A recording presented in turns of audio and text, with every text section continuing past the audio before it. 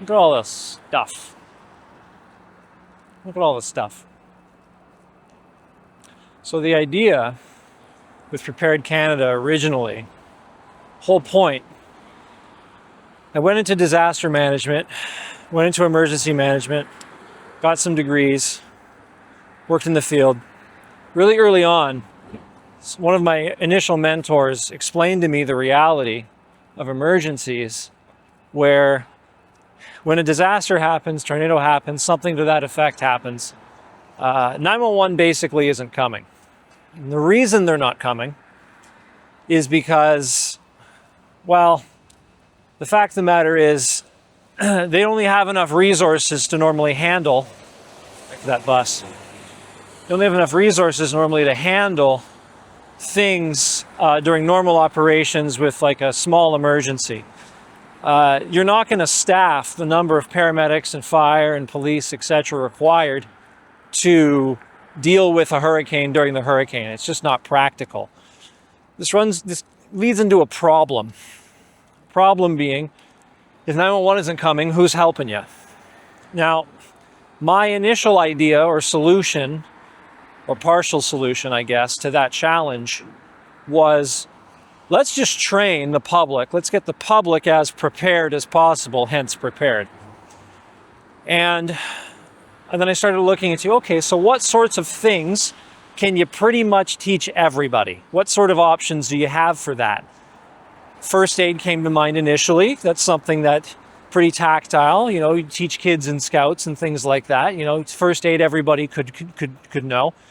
Continuity came up really quickly, because how does the business that makes ice cream deal with the meteor hitting their shop? How do you get back in business quickly? Power outages, whatever.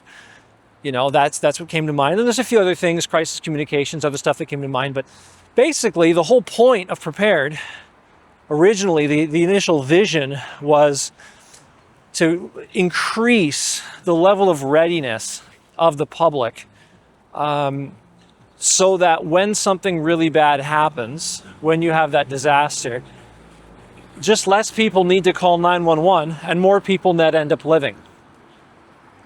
That was the initial idea. And the further plan, we'll stop here, we'll go this way.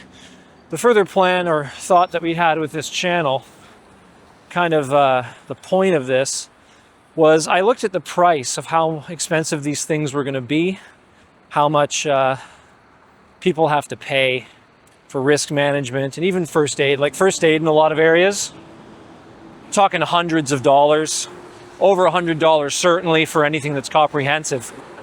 This is all the type of knowledge and stuff that everybody should just have access to.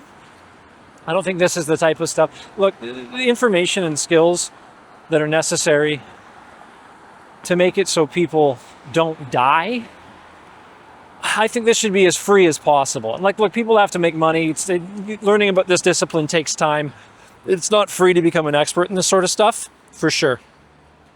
But it should be accessible to people. This sort of thing should be the sort of thing that people should have. And I've seen so many clients that they wanted to get into risk management. They wanted to do something for, what do I do when I have a power outage? And the price quote they were given was a 6-7 figure number. And it's insane. They just can't do it. They just can't. You're a small business, you're a family business, you're running a ma and pa shop of something in retail, and they're asking for a quote for, half of your annual gross revenue. And there's just no way. You can't do it. You're a student struggling, there's no jobs anywhere, and you want to learn how to not die and to help your family member that when they drown. You want to take a course and it's like $150. And it's like, I don't have that kind of money. So we wanted to put these resources out, and then frankly, find out what other stuff you guys want to know, and then put that stuff out too. So that's kind of the whole idea with this channel and the content push we're doing. Let us know what you think.